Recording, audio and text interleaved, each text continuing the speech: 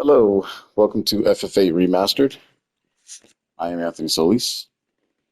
Hopefully, you guys were able to watch the introduction video. Kind of went through what to expect for the channel and stuff like that. But right now, this is going to be commentary playthrough of Final Fantasy VIII Remastered.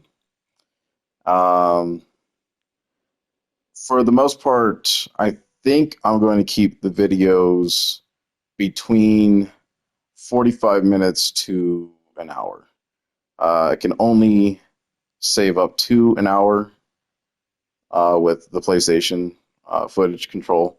So I definitely have to make the videos at least under an hour. But 45 to an hour, I think, is good timing for myself and, just in general for the audience and your viewerships.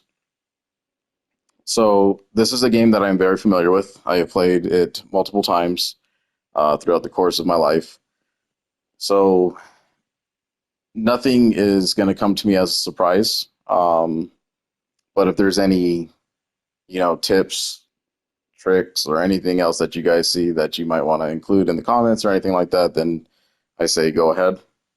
But for the most part, I have platinum this game. Played it on everything it's ever come out on. So, like I said, there is no surprise for me. But if you guys want to showcase your knowledge as well, that's cool with me. And I would like to interact with you on that regard. So, for the world of YouTube uh, videos, I'm not exactly sure how the intro is going to go because I've never had to deal with copyright type things. I know there's a very, very late section of the game where I'm probably not going to be able to showcase a certain song that plays in the game uh, because of copyright restrictions. But if the intro video gives me issues with that, I guess I'm going to have to find out how that all works. So, without further ado, let's jump into the world of Final Fantasy VIII Remastered.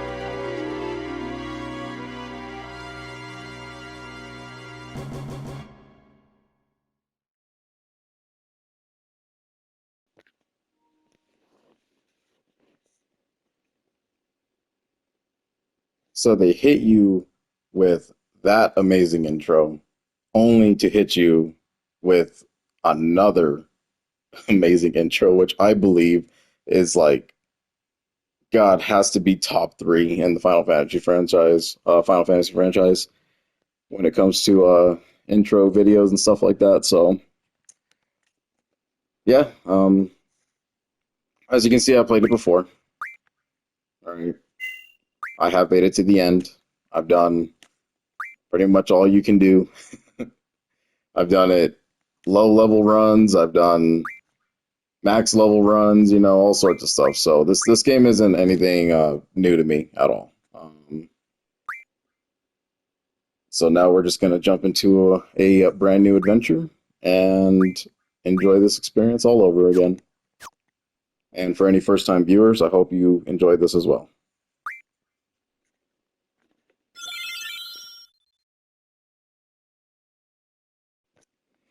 And a note on the battle boost. So I'm not going to use the no random battles. I will fight every encounter because that's just how I play these games. I think that battling is just fun, right? If there are encounters that I think that will wipe our party, then or because I'm not ready for it, then of course I will run away from those. Because there's this thing about staying and fighting and being smart, right? And knowing when to flee from battle. So every Final Fantasy game has that moment. This one's filled with them. For the battle boost, HP, ATB, and limit break, I will not use those because that's obviously just a cheat code. And that'll give you your max limit break, and you will always have your ATB filled pretty much every single battle. And your HP will never dwindle down unless they use a death spell or anything like that on you that hits. So no point to using that for this. I have used those things before, just for subsequent runs of the game over and over again, because when you play it thousands of times, you just kind of want to get to the end.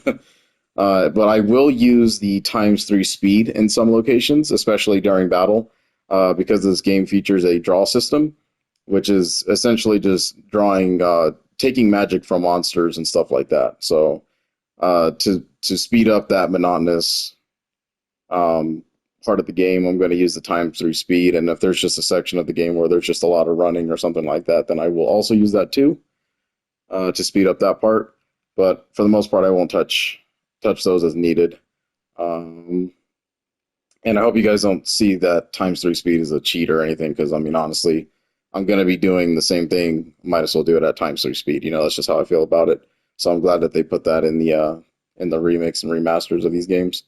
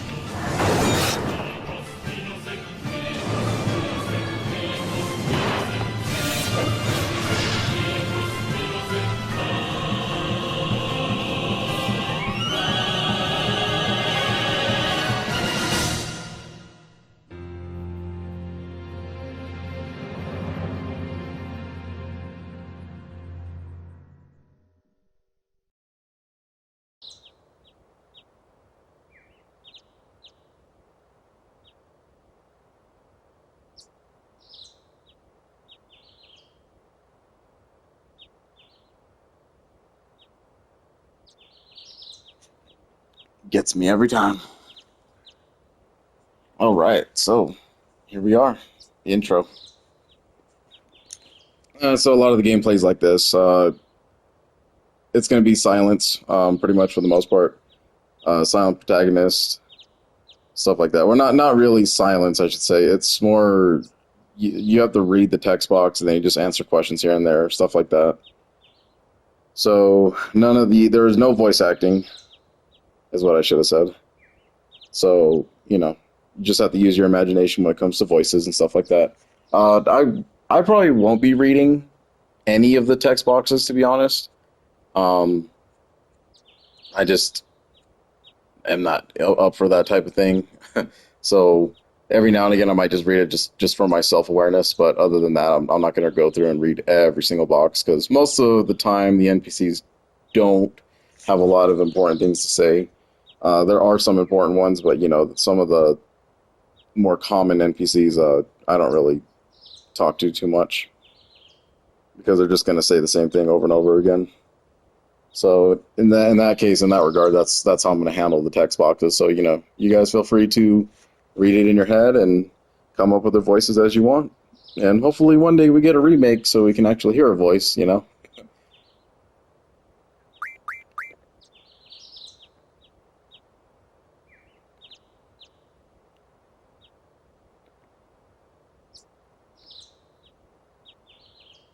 And then for the name of the characters, I will always keep them the same. I don't change anybody's names, so there's not going to be anything special or fancy about that. So our hero character, the main character, is Squall.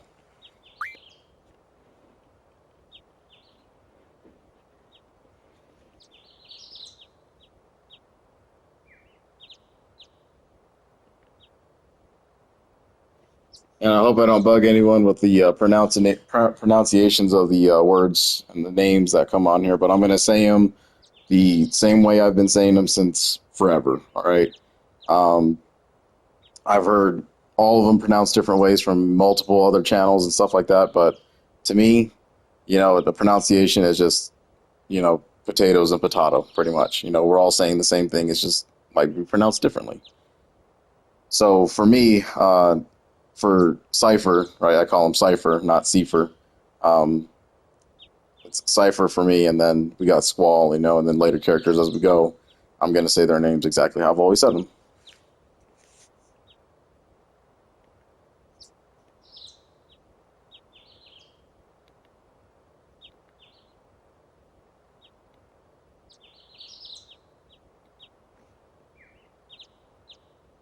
And for her, I've always called her Quistis. So I've heard it, Keistis before. I'm not.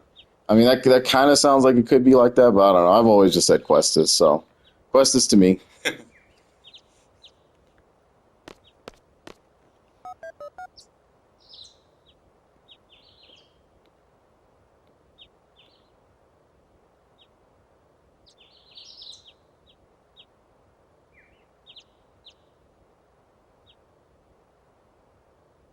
I like that detail of his silver earring. Yeah, because in the old version, I mean, they were just pixelated as hell, so you couldn't make out a lot of features on them except like their blinking eyeballs and I think an eyebrow or two. I don't know. It kind of looked all mashed up. So yeah, the remasters definitely did a good service and job for how the character designs look in the game now. But as you can tell, I mean, we still have the pre-rendered background and stuff like that, so it is going to look like a mix of new and a mix of old, all put together. So hopefully that's not too hard on the eyes for some of the viewers. But it's an instant classic, so we have to kind of deal with that.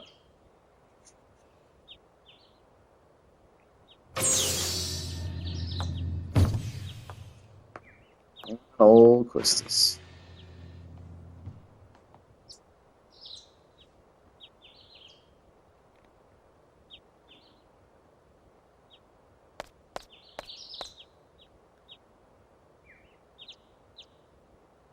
His blank stare in the sky always kills me here. This guy just doesn't care.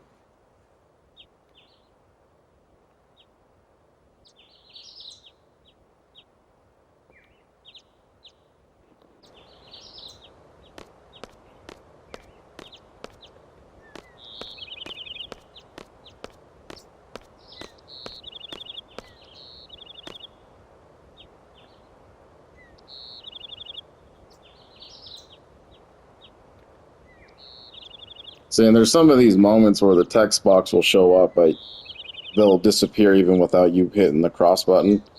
So, you know, if it there comes a moment where it's going too fast and you couldn't read something, I do apologize for that. That's just how the game put it. But I will keep up the text box for the most part for a couple seconds, you know, and then you can read it. If you miss something, I mean, rewind the video and just kind of see what they're saying if you wish.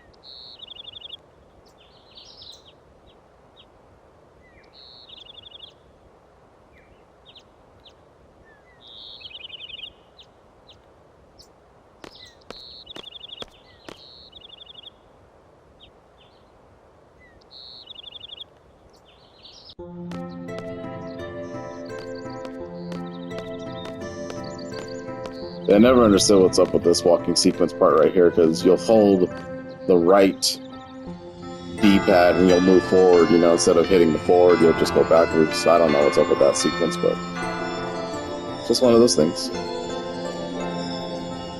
And there you go, the introduction to Balamb Garden.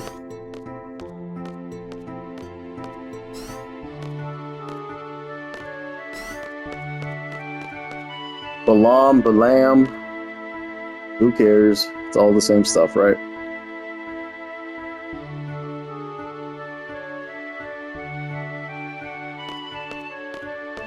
It's probably Balamb, though, to be honest. It's B-A-L-A-M-B.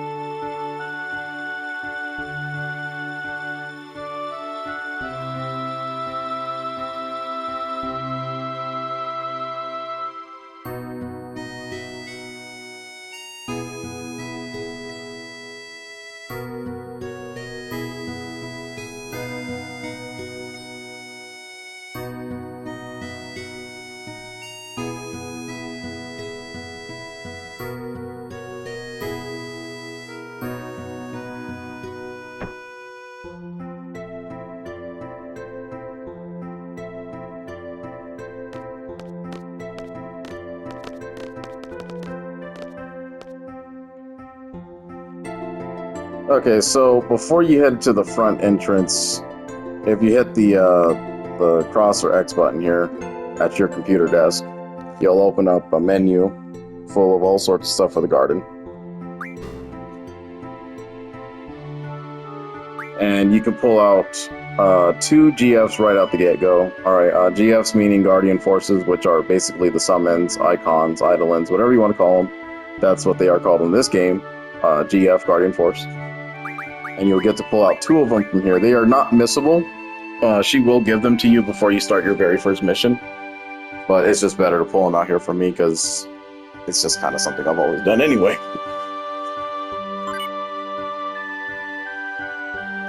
Then you click on the tutorial, you get all this stuff. You'll see GF data. And then we have our first 2 GFs that they give us, Quetzalcoatl and Shiva. You can rename them, I will not.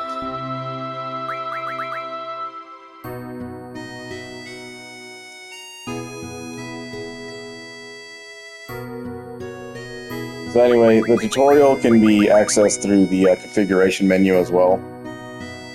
So I'm not going to go through every single one of these and explain what these are, because it's better just to play the game and just kind of learn off of me, or just, you know, see the mistakes that I make and stuff like that.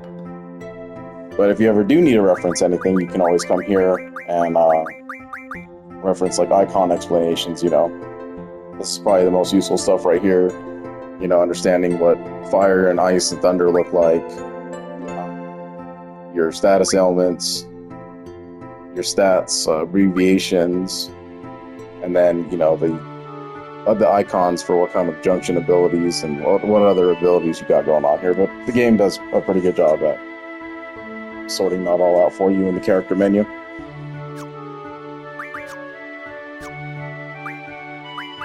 And then if we scroll through here, we can see more stuff about the garden. You read all this. This is more like a lore type things for the world of FF8, because there's not really like a giant explanation as to like why things are the way they are in this world. You just kind of have to play the game, and then there's kind of like, NPC drop hints here and there for what's going on, and story beats and stuff like that. But yes, we are in a world of sorceresses, magic, knights, steampunk era type thing, so it is very mixed in everywhere. It's not your typical, medieval fantasy drama or anything like that. And then more stuff about the garden, what are seeds, and stuff like that. But we're going to go through all this stuff, so... Anyway, we pulled out the 2 GFs, and that's what we really wanted to do from here.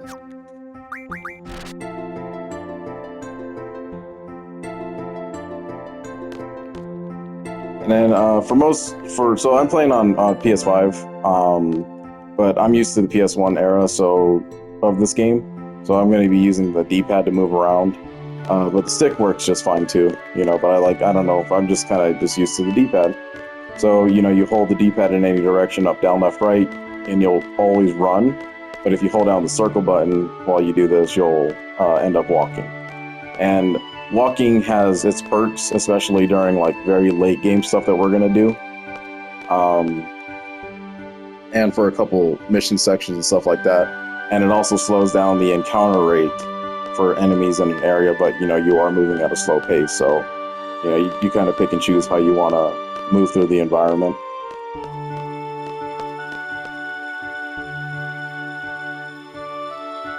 I'll come over here and talk to Questus.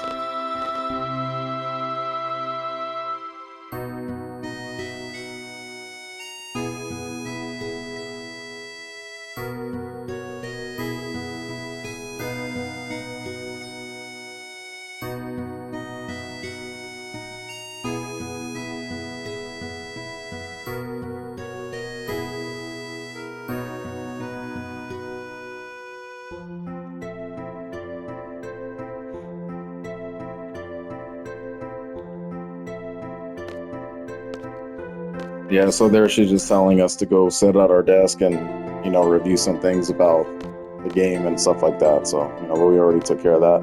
A couple NPCs that are very addicted to Questus.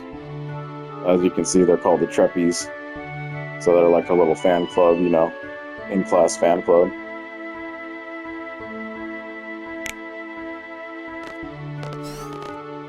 Just talk to them all, make them leave.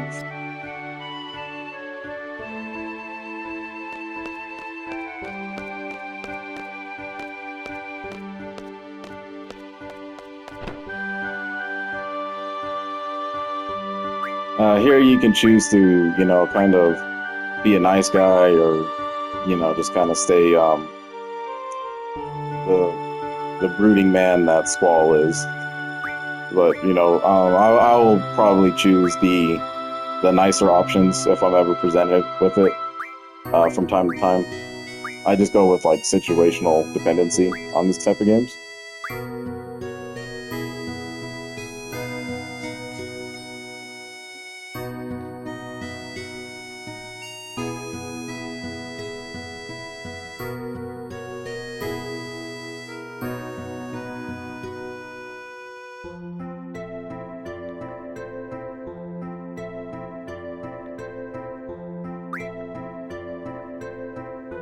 Normally, I would tell her no because, know the game, but for someone who might not know the game, we're going to do this as a tutorial of the garden.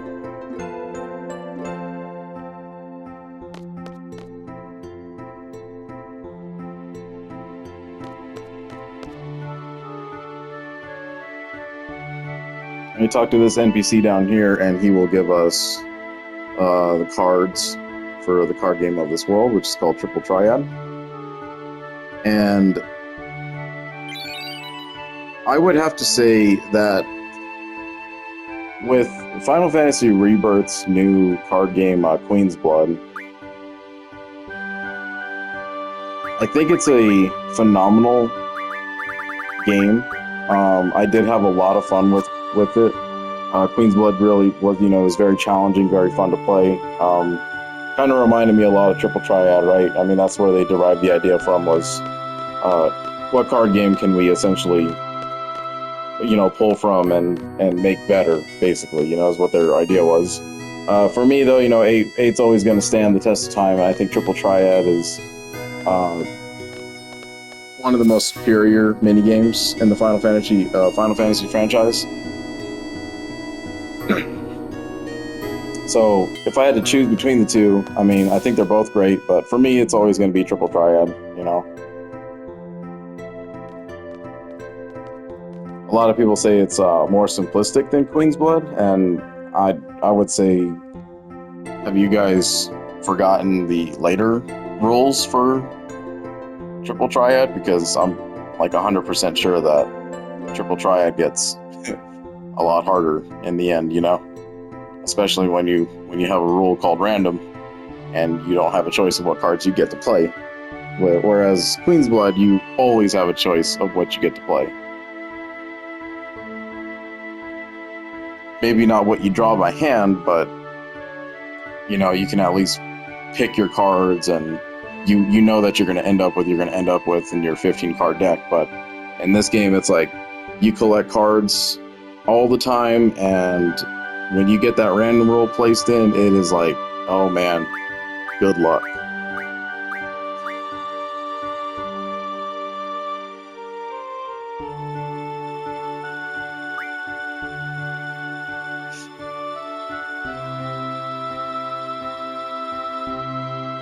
So yeah, just showing her the garden, using the directory here.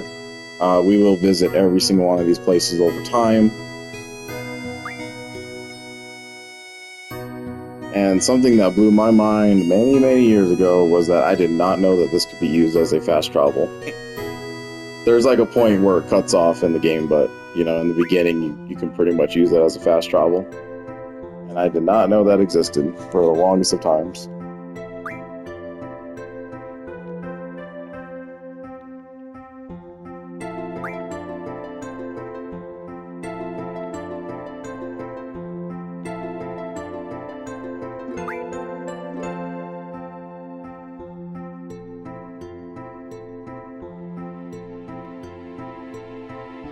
Dr. Kadawaki.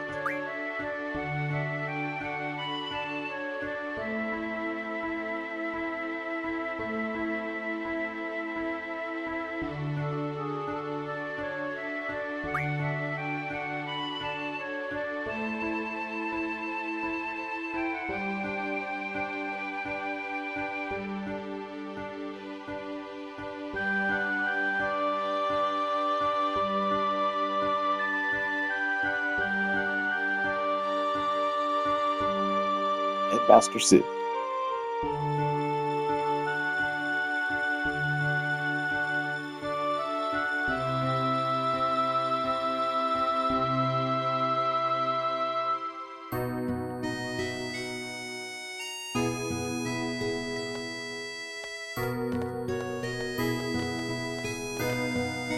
So we helped her out understand the garden a little bit there. This NPC kind of hints at a card club here. The card club is going to be a much later side quest that we will do. So right here's the save points. When you tap in front of them, you'll be able to obviously save your game. But in conjunction with saving your game, you also can use cottages and tents, so you can heal your party, stuff like that.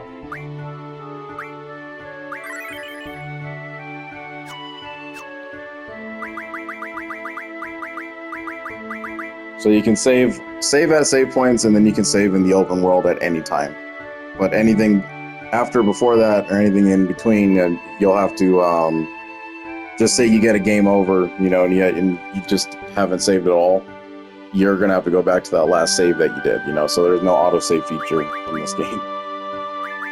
And there's some dungeons in the game where you just outright cannot save at all, so you'll have to do it in one sitting.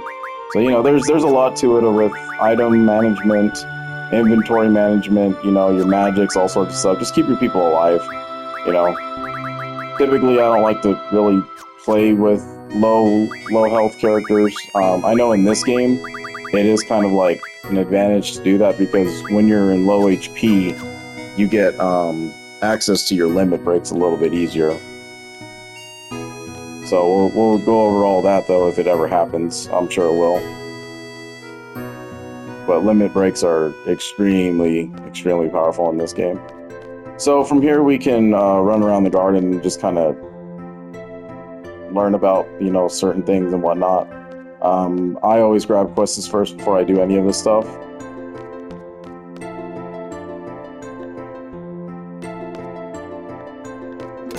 We got a little gate master there.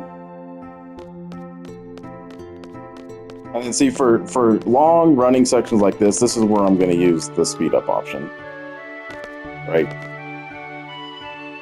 Because I don't want to spend like more time on the screen that I don't have to. So these little guys are called draw points. They're scattered throughout the game. There's some hidden in the open world too. I know of quite a lot of the hidden ones. And then there's going to be certain ones that don't show up until you get a certain GF's ability as well. So there's just a lot of scattered hidden ones, stuff like that. But if it's purple like this, then that means that you can draw magic from it still. If it turns white or a discolored blue, then it's run out of magic, and usually you just have to wait a certain amount of time for it to refill. And then there are just some that just don't refill at all. This is one that will constantly refill though. So in order to do that, you're going to have to equip a GF to your player characters. Now you can load up one character with every single GF in the game if you want to. Is that smart to do? Probably not. But for the most part, you need to have at least one GF so you can use command abilities here. As you can see, you can only select up to 3 for the command menu. So you're always going to have attack. That's something that can never be replaced. And then you also have your ability slots, which we don't have any of those yet, but when we do, we'll get more into that. Pretty much you learn abilities through GFs, and you get command abilities through GFs as well, you know, by leveling up their abilities that they can learn through the GF menu. So for this, we are going to always have GF on, and then I usually put draw at the bottom, and then in the middle you can pick between the items or magic. I always usually have at least one character with item in it, because Squall isn't really going to be my magic character, you know. And then we will go through how all this stuff works once we get there. So anyway, as long as you have draw equipped to your command menu, you can draw from the draw points in the world. It'll tell you what you found, and then the draw points are basically based off of how much magic, your magic stat. So you can draw a lot of magics depending on if your magic stat's high or low, right? So because we're starting out with like baseline stats for everybody, the drawing is going to be randomized. You can pull anywhere from like, you know, 1 to 9, but for the most part, because our magic stat's low, we're probably going to get the low number. And we got mid-tier number right there with 6. So 6 cures, that's pretty good. You know, you'll see that you can go to your magic menu and you'll see that you have 8 pages. You know, you have 4 slots for each page. You know, so do the math, 4 times 8, right? So that's how many magic you can carry up to. For the early magics, you know, they're good for the early game, obviously, but then they obviously advance into better magics. You know, using the Final Fantasy system of the and the Agas.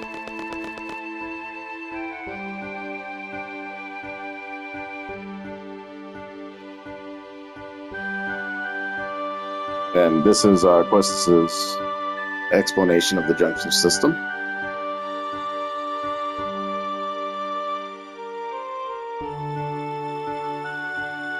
So I'm not gonna read through the tutorials or put it out there because it's simple. It's much more easier for me to explain how to use it rather than the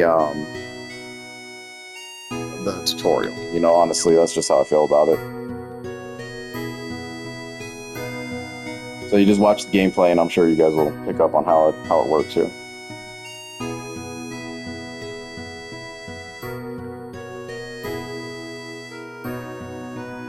So right here, she's just telling us use draw during battle to stock magic from your enemies, stuff like that. Fire caverns used to the east. Okay, sounds good to me.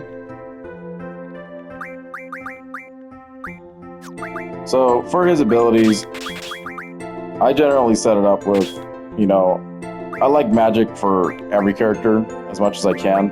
GFs I kind of get away from every now and again because some of them are just not needed, depending on how you set up your character stats. But draw is like an always. Must have draw. And then as you can see here, so the ones that are unhighlighted mean that my GF has not learned how to help us equip, magics to that certain stat, right? Strength, vitality, magic, spirit, speed, evasion, hit, and your luck. All right. So with the magic being at 6, it's just we're gonna do just basic damage with magic spells. The highest every stat can go up to is 255. You can see that Squall's hit is always at 255. So this means that no matter what, even if he gets blinded, he will always hit. There's 3 weapons in the entire game that allow this to happen, and he always has them, no matter what upgrade he does. So if you ever get blinded with Squall, you don't really have to cure it unless you just don't want that black cloud over his face anymore. But yeah, so just always keep in mind that Squall will always hit indefinitely. So then with Questus in the party, every time you get a new party member, you kind of want to re-equip them. These are just my basic setups. Shiva comes with a spirit junction. If you go over and scroll over to the GF menu, you can select a GF from here, right? Select the learn, and then it'll bring up a menu of all different types of things that they learn, okay? Now, there is kind of a secret to some of the later GFs, and even the early ones have hidden abilities just by learning some abilities, and we'll showcase that as it goes on. But for the most part, you look through here and you kind of just strategize and just kind of feel out, like, what would help me in a situation, Do I want boost? What does boost do? What does T-Magic RF do? Stuff like that, right? Some of these are going to be like, ancient Egyptian hieroglyphics to most of you guys who've never played the game before. But some of the abbreviations are pretty easy. I mean, if you read the help dialogue, it kind of tells you, okay, RF is refine, and you're refining lightning and wind magic from an item. So it gives you a basic description of how it works. For the most part, I always start with boost for my GFs, because it's low AP level anyway. So how the GFs learn abilities is through battling, right? They have to be equipped to a character in order for them to gain ability points, which you'll see AP pop up as you continuously battle. So there's a lot of rewards for battling, and I know some of the things that are turn off about the game is that some people don't like to level up Squall too much, because the more you level him, the enemies also level along with him. So that's the kind of system that they chose for this game. But for me, I think that's kind of an appropriate thing, because the stronger the enemies get, the stronger their magics become. And you don't really want to be a low-level Squall running into, the end game when you can't really draw like good magics or anything like that, because every enemy is, level 15, 16 at that point, whereas they should be like in the 70s or more. So a lot of people play this game in different ways. That's just not how I do it. I've done it before. I didn't like it. So You know, we're gonna fight, and we're not gonna run from any battles. That's just how I play it.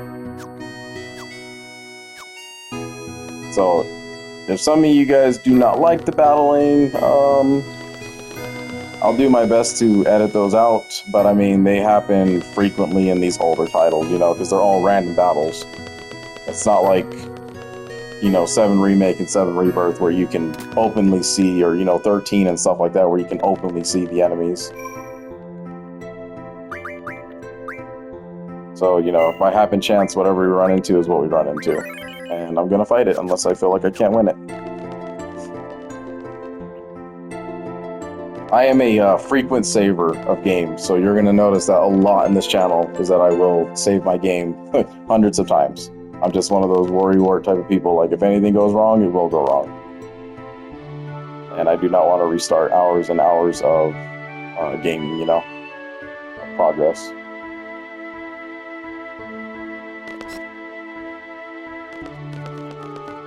So in this part of the game, you are open to start playing the card game with a bunch of different NPCs, and a lot of the NPCs in the game do have the card game accessible to them.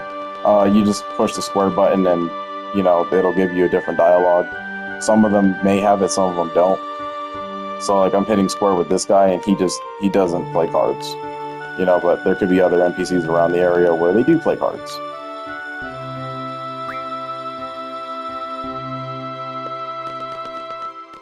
And of course, the girl that we met at the beginning is just bothering us to join this festival committee, and you know, Squall just has no business in wanting to join that at all. So come down here. This is the cafeteria.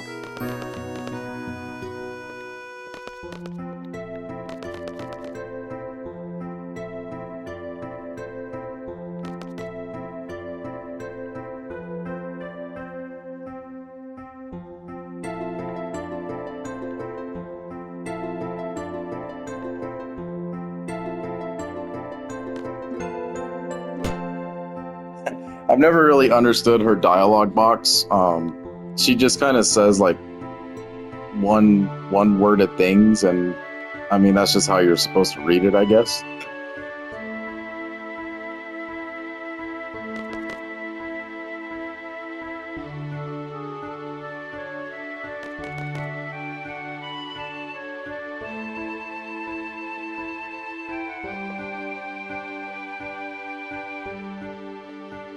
We'll come into contact with that guy a little bit later.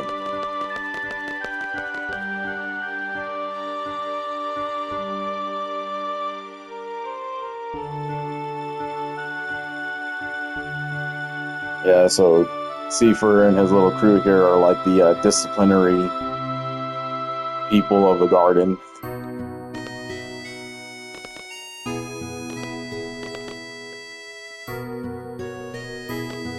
Hot dogs are like the hottest commodity in this game. We never see one, ever, until the, yeah, you know? I'll just keep it there.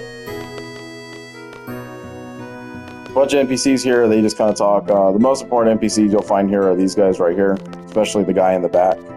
If you talk to the guy in the back with a card game, he has a special card that we can win from him later. And I will do my best to get every single card again. Which I'm sure I do anyway, because I love it. There's the dormitory. Basically the living quarters. Choose here to rest if you start getting low on HP or anything like that. So think of it as a free hill and inn, right, from the other Final Fantasy games.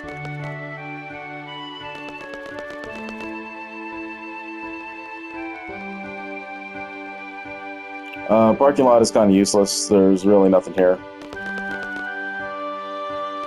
Even like really late game, there's still nothing in here. Just one of the most unimportant things.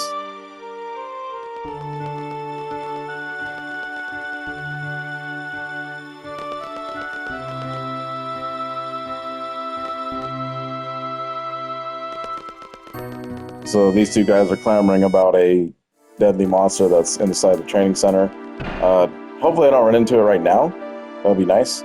But this is the training center. So essentially what you can do from here is just battle some simple enemies called grats. And there is a chance that a unique one will show up. I do not suggest fighting it at this point in the game because you will probably die. So if you find grats, it depends on how many you really want to deal with. You know, you can choose to run away from them or you can battle them. And they're just essentially just free experience points here. You'll see a draw point up there. I'm not going to go after it right now because I really don't want to get into a battle here. But we will visit the training center quite frequently when we have garden moments.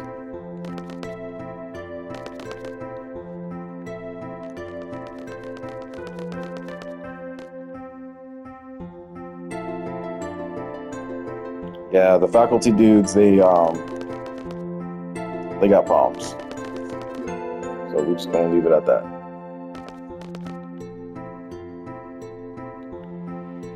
So keep in mind this girl with the pigtail, she's useful for a side quest that we will have to do later. Come to the back corner here, and there will be another draw point with Esuna. And that was a good draw for that. So Esuna magic, it's, you know, like all the games pretty much from the franchise, just heals abnormal statuses. Very good junction magic too for the early game. So with that, I hope you guys saw that. Even though it's, you know, it's an upgrade of 1, it's still an upgrade, right? So you just want to put it in there. Any upgrade kind of helps you. So you just want to stock up on, you know, you can carry up to a max of 100 magic each, and that's, you know, what you can do there. And the more magic you have, the higher that number off to the side gets. Now, caveat to that, there are some magics that fit better into certain stats. So, for instance, like healing magic, life magic, stuff like that will fit better into vitality and HP, as opposed to something like fire or blizzard. Well, you know, it'll still give you a boost depending on how many you carry, but because it's an attack magic, it probably won't suit well inside of the HP or vitality stat. It'll probably suit better in the magic or the strength stat. This will all make more sense as we get better magics and obviously more, right? But even with 12, we were able to upgrade from 6 to 7, so we'll take an upgrade and make our magic just a little bit stronger. So then come along the bookshelf right here, and we should be able to pull out a hidden book. Yep. The Occult Fan number 1. And what these books kind of do is that they're trying to hint at a much later side quest that, you know, that you're gonna have to do. It's very undetailed for the later Occult fans, but, you know, years later, and of course if you have strategy guides or, you know, the internet nowadays, you know, you pretty much get the answer of what happened. But this is how you have to do it. You used to have to pull your brain together and be like, huh, I wonder what they're talking about with the steel pipes and this dead monster and loud impact sound. You know, it kind of looks like a train or something ran through it. Like, what the hell is this all about? So, you know, very obscure type things they used to do back then. And then back here we have more. So anyway, that is the garden in the nutshell. Just a big old circular platform. You have a lot of NPCs to talk to. Some of them give you some cool stuff, some of them are just there for show.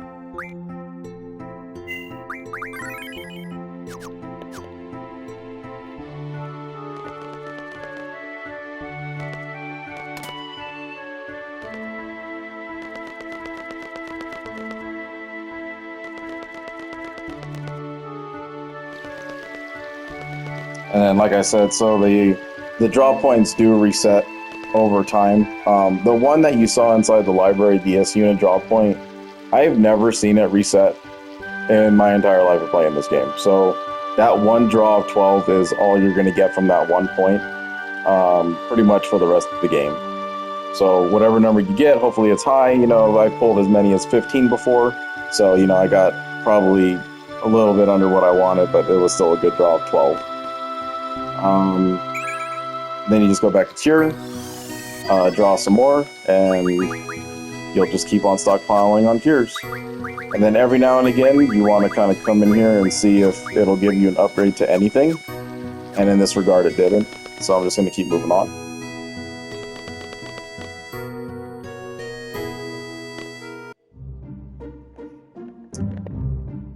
So the world map, on the PS5, you can access the world map by hitting the touchpad, and you can open it up in 3 different ways.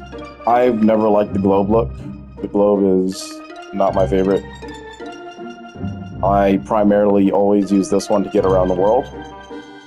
And then this one right here is, as we travel to more continents and areas, more of these yellow dots will surface and tell us, you know, places we've been and, you know, stuff like that, so you never forget where you're at, you know? Purpose of the map, right?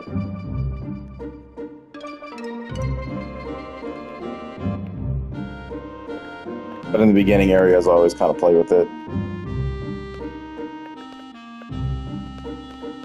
Play without it. So anyway, this is the open map for the intro area of Balamb. And you can do a lot here. You run into the green fields, and inside the forest, you're always going to run into random encounters. But if you stay along the roads of any city, any place that you visit, train tracks, anything like that, you're never going to encounter a battle.